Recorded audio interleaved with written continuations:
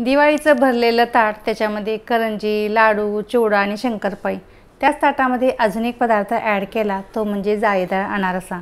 तो असा जाळीदार पदार्थ ॲड केला, ताट तर सुंदर वाटणार आहे, दिवाळीसुद्धा तुमची खूप छान जाणार आहे. हे साखरेचे अनारसे माझ्या आईच्या पद्धतीने बनवलेले आहेत. तुम्हीसुद्धा नक्की बनवून बघा. व्हिडिओला आजपर्यंत पाहत राहा.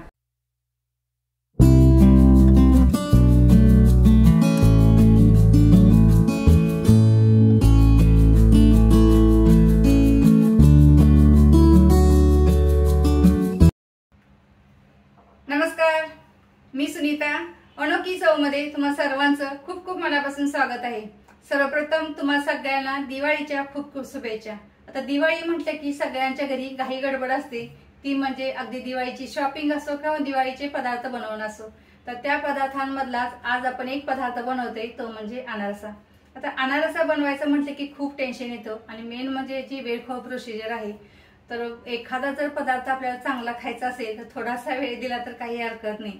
आणि खूप छान होतो अनारसा, खायला खूप छान वाटतो आणि टिकतोही बऱ्याच दिवस. तर आजचा जो अनारसा मी बनवणार आहे तो माझ्या आईच्या पद्धतीने बनवलेला हा अनारसा आहे, जो तुम्ही सहज बनवू शकाल, बिघडण्याचा चान्सच नाही. आणि हा अनारसा गुळाचा न बनवता साखरेचा बनवलेला आहे. तर नक्की बघा. या अगोदर आपण दिवाळीचे भरपूर सारे पदार्थ केलेले आहेत, सर्वांची लिंक तुम्हाला ह्या व्हिडिओच्या खाली मिळणार आहे. तर ते पदार्थ सुद्धा ह्या दिवाळीमध्ये बनवून बघा. मग माझ्या आईच्या पद्धतीने बनवले हे अनारसे कसे वाटतात नक्की मला कमेंट मध्ये सुद्धा सांगा. माझी आई सुद्धा ह्या व्हिडिओमध्ये दिसणार आहे. चला तर मग रेसिपीला सुरुवात करूया. तुमची दिवाळी झालीच असेल, मी अनारस बनवलंय, तुम्ही पण दिवाळीला बनवा. गुळाचं पण बनवते ती, मी साखरेचं बनवलंय, तसंच तुम्ही पण बनवा. अनारसे बनवण्यासाठी बासमती तांदूळ मी अर्धा किलो घेतलेला आहे आणि शनिवारी सकाळी हा तांदूळ मी भिजत घातला. दुसऱ्या दिवशी सकाळी म्हणजे रविवारच्या सकाळी मग हा तांदूळ पाहते. आता हा तांदूळ आपल्याला स्वच्छ धुवून घ्यायचा आहे. तांदूळ स्वच्छ धुवून घेतला, पुन्हा ह्याच्यामध्ये आपल्याला पाणी ओतायचं आहे आणि पुन्हा ह्याच्यावरती झाकण ठेवायचं आणि डायरेक्ट आपण आता मंगळवारी सकाळी पाहणार आहे. हा अनारशाचा तांदूळ मी 3 दिवस भिजवून घेतला. दर दिवशी सकाळी याच्यातलं पाणी काढून घ्यायचं, धुवून घ्यायची, पुन्हा त्याच्यामध्ये पाणी ओतायचे. असं करत आपण हा चौथ्या दिवशी हा तांदूळ बाहेर काढणार आहे. झाकण काढू, पुन्हा एकदा तांदूळ हा स्वच्छ धुवून घ्यायचा आहे. आता आपल्याला भिजत वगैरे घालायची गरज नाही, चाळणीमध्ये काढून घ्यायचं, जेणेकरून त्यातलं पाणी सगळं गळलं पाहिजे. पाणी गळून झालं की मग काय करायचं, एखादा कॉटनचा कपडा किंवा एखादी बेडशीट घ्यायची आणि फॅनच्या हवेखाली आपल्याला हा तांदूळ सुकवून घ्यायचा आहे. खूप पण वेळ हा तांदूळ आपल्याला सुकवायचा नाही, फक्त तांदूळ हा हाताला थंड लागला पाहिजे, फक्त पाणी हाताला लागलं नाही पाहिजे इतपतच आपल्याला सुकवून घ्यायचं आहे. म्हणजे अर्धा तास भरपूर होता हा तांदूळ सुकायला. मध्ये मध्ये चेक करायचं की तांदळातलं पाणी सुकलेलं आहे का, हातात बघायचं घेऊन किंवा हाताला चिपकतंय का ते बघायचं. पाणी बघा, हाताला अजिबात पाणी लागत नाही, म्हणजे हा तांदूळ परफेक्ट असा सुकलेला आहे. याच्यापेक्षा आपल्याला तांदूळ जास्त सुकवायचा नाही. आता तांदूळ गोळा करून घ्यायचं आहे आणि आता मिक्सरला वाटण करून घ्यायचं आहे. कारण ओलसर तांदूळ असेल तर चक्कीवाले पण आपल्याला वाटून देत नाहीत, मग घरच्या घरीच वाटून घ्यायचं आहे. जास्त पण सुकवलं की अनारसे बिघडतात, म्हणून एवढंच आपल्याला सुकवून घ्यायचं आहे. मिक्सरच्या भांड्यामध्ये थोडं थोडं घ्यायचं आणि आपल्याला मिक्सरला वाटण करून घ्यायचं आहे. पण एक चाळण घ्यायची आणि चाळणीमध्ये आपल्याला चाळून घ्यायचं आहे. चाळून उरेल ती पुन्हा एकदा आपल्याला मिक्सरच्या भांड्यात टाकून वाटून घ्यायचं आहे. अशा पद्धतीने याचं आपल्याला पीठ तयार करून घ्यायचं आहे. माझ्या दिवाळीच्या बाकीच्या कशा रेसिपी तुम्हाला कशा वाटतात ते पण मला कमेंटमध्ये नक्की सांगा. माझ्याकडून दिवाळीसाठी तुम्हाला कोणती रेसिपी करून पाहायला आवडेल तेही मला कमेंटमध्ये नक्की सांगा. आपण हे सगळे तांदूळ आता वाटून झालेले आहे. ही आता लास्टची बॅच आहे, ती पण आपण आता चाळून घेऊया. सगळे तांदूळ चाळून झाले, फक्त एवढंसं उरलेलं आहे. तर अर्धा किलो तांदळामधलं थोडंसं निघालं तर काही हरकत नाही. पीठ एकदम छान मस्त तयार झालेलं आहे, असं रवाळ असं वाटून घेतलेलं आहे. असंच आपल्याला अनारशासाठी पीठ हवं आहे. एकदम असं हाताला ओलावा जाणवतो ह्या पिठामध्ये. एकदम मस्त तयार झाले. तयार झालेलं अनारशाचं जे पीठ आहे ते आता आपल्याला मळून घ्यायचं आहे. एखादं पसरट भांडं घ्यायचं आणि त्याच्यामध्ये टाकून पीठ मळायचं. मी ते परात घेतले, परातीमध्ये पीठ ओतून घेतलेलं आहे. आता याच्यामध्ये तुम्ही गूळ टाकू शकता, पण आपण साखरेचे अनारसे आज बनवणार आहे. अर्धा किलो तांदळासाठी मी ते पाव किलो साखर वाटून घेतलेली आहे. आता दोन्ही आपल्याला मिक्स करून घ्यायचं. यावेळी आपल्याला पाणी वगैरे काहीच टाकायचं नाही. साखर आणि पीठ एकजीव झाला पाहिजे, कारण पिठामध्ये असा ओलावा वाटतो. मस्त असं परफेक्ट पीठ आपलं तयार झालेलं आहे. आणि हळूहळू जसं साखर आपण मिक्स करत जातो तसं ह्या पिठाला अजून ओलावा येतो. आणि असं सगळं मिक्स करून झालं की याचे छोटे छोटे गोळे तयार करून घ्यायचे. बघा सहजपणे याचा गोळा तयार होतो, म्हणजे परफेक्ट आपला अनारसाचं पीठ झालेलं आहे। आता सगळे गोळे तयार करून घेऊया।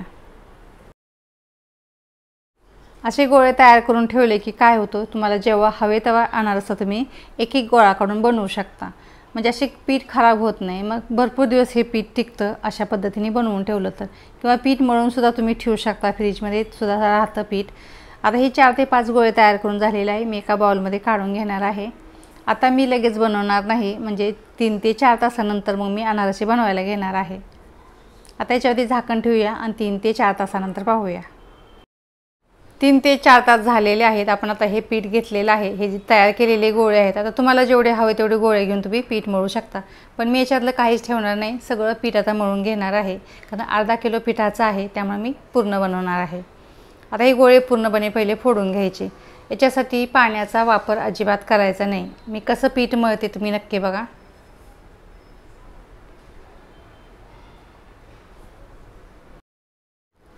आता हे सगळे गोळे फोडताना तुमच्या लक्षात येत असेल की पिठामध्ये हा ओलावा वाटतोय, सगळं एकजीव करून घ्यायचं, म्हणजे पीठ व्यवस्थित फोडून घ्यायचं।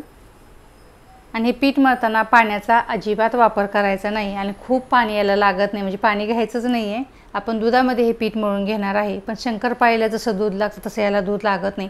मग एका छोट्या चमच्याने आपल्याला दूध घ्यायचं आहे, पहिले 1 चमचा टाकून बघायचा, लागलं तर पुन्हा 1 चमचा टाकायचा, असं 1-1 चमचा टाकत हे पीठ मळून घ्यायचं आहे। एक्झॅक्ट हे पीठ मळताना मला किती दूध लागलं ते मी तुम्हाला सांगणार आहे।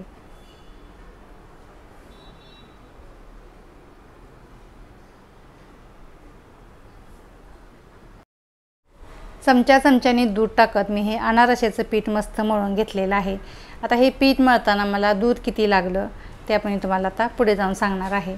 आणि पीठ घट्टच मळायचं, खूप पातळ केलं तर अनारसे तुमचे व्यवस्थित होणार नाहीत किंवा आकार व्यवस्थित होणार नाही। आता या वाटीमध्ये मी दूध घेतलं होतं आणि हा चमचा घेतला आहे, तर या चमच्याने मला 5 चमचे दूध लागलेलं आहे, पण मी एक साथ दूध टाकलं नाही, 1 चमचा टाकला, पीठ मळलं, लागलं तर पुन्हा 1 चमचा टाकला, असं करून हे पीठ मी तयार करून घेतलेलं आहे। असंही तुम्ही पीठ जर जास्त प्रमाणात बनवून ठेवलं तरी तुम्ही ठेवू शकता, उद्या परवा तुम्ही कधीही बनवू शकता हे अनारसे। आता मी लगेच अनारसे बनवून घेणार आहे। मी 2 गोळे तयार करून घेतलेत, ते 1-1 गोळा घेऊया आणि आपण अनारसे बनवून घेऊया। आता गोळा घेताना नेहमी छोटासा घ्यायचा, कारण अनारसे फुलून खूप होतात तळल्यानंतर, पण हाताला आपल्याला तेल लावायचं आणि छोटे छोटे गोळ्या तयार करून एकदम बनवून ठेवायचे नाही, अनारसे तसं तळू शकत नाही। 1-1 आपल्याला अनारसा बनवायचा, तळायला टाकायचा आणि मग दुसरा आपल्याला बनवून घ्यायचं आहे। अशी छोटीशी गोळी मी घेतलेली आहे। अनारसे थापण्यासाठी आपल्याला खसखस लावायची, खसखसमुळे अनारसे खूप छान होतात। आता ह्या खसखसवरती ही आपल्याला गोळी ठेवायची आणि अशी पातळ अशी आपल्यालाही बनवून घ्यायची। बोटांना तेल लावायचं, म्हणजे ती सरकली जाते ही गोळी, किंवा ही जी अनारस आहे तो व्यवस्थित सरकला जातो। वरती लावायचं नाही खसखस, खालच्या बाजूला आहे ना, तर तीच फक्त गोळी फिरवत राहायची, म्हणजे व्यवस्थित आपला अनारसा पातळ होतो। आता अनारसा छान असा पातळ करून झालेला आहे। आता आपण तळून घ्यायचं आहे। गॅसवरती तेल मी ऑलरेडी गरम करायला ठेवलेलं आहे, गरम झाले की नाही ते बघायचं। एक छोटीशी गोळी टाकून बघायची तेल गरम झाले का, सहजपणे वरती आलं तर समजायचं तेल आपलं व्यवस्थित गरम झालेलं आहे। आपल्याला कडकडीत तेल यायला नको आहे। आता जो थापलेला अनारस आहे तो आपल्याला तेलामध्ये टाकायचा, पण तेलात टाकताना खसखसची जी बाजू आहे ती वरच्या साईडला करायची आणि मग अनारसा तेलात टाकायचा, आणि हळूहळू झारेने याच्यावरती तेल टाकत राहायचं, म्हणजे अनारसाला जाळी छान पडते। तुम्ही पाहू शकता हळूहळू अनारसा वरती यायला लागलेला आहे, मस्त अशी याला जाळीसुद्धा पडलेली आहे। तुम्ही गुळाचे अनारसे बनवा, बघा साखरेचे सुद्धा अनारसे तुम्ही अशा पद्धतीने बनवू शकता, जाळीदार आणि मस्त होतात। फक्त पीठ व्यवस्थित झाली पाहिजे, पीठ मळून व्यवस्थित झालं पाहिजे, म्हणजे अनारसे तुमचे व्यवस्थित होतील, बिघडण्याचं काही चान्सच नाही। इतके छान आणि मस्त अनारस तयार होतात। कलर बघ, खूप एकदम लाल करून ठेवायचं नाही, हळूहळू त्याची प्रोसेस होते आणि अजून नंतर लाल होतो, त्यामुळे एवढा लाल झाला की काढून घ्यायचं आहे। आता या अनारशांना तेल खूप राहतं, तर याच्यासाठी काय करायचं, एक ताट घ्यायचं, त्याच्यावरती एक चाळण ठेवायची आणि चाळणीवरती हे अनारसा ठेवायचा, म्हणजे सगळं तेल आहे ताटामध्ये गळून होतं। त्याच्यानंतर मग टिश्यू पेपरमध्ये ठेवा किंवा एखाद्या चाळणीमध्ये पुन्हा काढून घ्या, म्हणजे व्यवस्थित तेल गळलं जाईल, जास्त तेल अनारशांना राहणार नाही। असं करून 1-1 अनारसा थापून आपण तेलामध्ये टाकून तळून घ्यायचं आहे। अनारसे तळायला सुद्धा वेळ लागतो। अशा काही रेसिपी आहेत की ते आपल्याला थोड्या वेळ खाऊ आहेत, पण खायला खूप छान लागतात। बघा अनारसा मस्त जाळीदार दुसराही तयार झालेला आहे।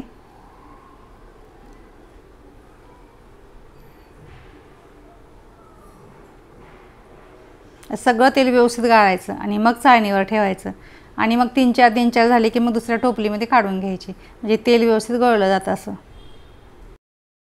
आता 3-4 अनारस मी बनवले, बाकीचे आता थोडे आई मला थापून देते आणि मग मी तळून घेते. कारण याच्यासाठी एक व्यक्ती पाहिजे आपल्याला जर अनारस जास्त बनवायचे. एकटा पण बनवू शकतो, असं नाही की बनवू शकत नाही, पण कसं पूर्ण लक्ष द्यायला लागतं. अनारसा जळला नाही पाहिजे, त्याला जाळी सुटण्यासाठी थोडं तेल टाकत राहायला लागतं. मग एखादं असलं सोबत तर पटकन होतात.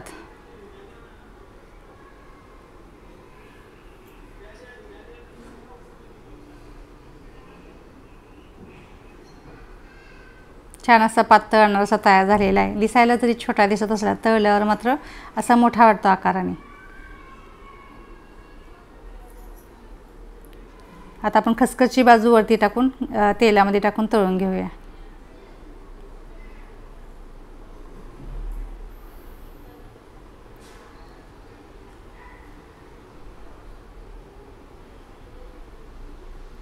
आणि खूप फास्ट गॅस करायचं नाही, स्लो गॅसवरतीच हे अनारसे तळून घ्यायचे आहेत. तर ह्याला छान जाळी सुटेल, नाही तर जळून जाणार अनारस. असा कलर आला की लगेच काढून घ्यायचं आणि गरम तो अजून लाल होत जातो, कधी प्रोसेस चालू होते. अशा पद्धतीने सगळे अनारस मी तयार केलेले आहेत. आईने थापून दिले, मी तळून घेतले आणि सगळे अर्धा किलोचे अनारस एवढे तयार झालेले आहेत. नक्की तुम्हीसुद्धा हे असे अनारस बनवून बघा. आता एक अनारसा तुम्हाला मी तोडूनसुद्धा दाखवणार आहे, किती कुरकुरीत आणि छान झाला आहे बघा. वाव, ही आईच्या पद्धतीचा अनारसा तुम्ही बनवून बघा. मी खाऊनसुद्धा दाखवणार आहे. दिवाळीच्या बाकीच्या पदार्थांसोबत अशा पद्धतीचे अनारससुद्धा तुम्ही बनवून बघा. माझ्या आईच्या पद्धतीने बनवलेले हे अनारसे कसे वाटले नक्की कमेंटमध्ये सांगा.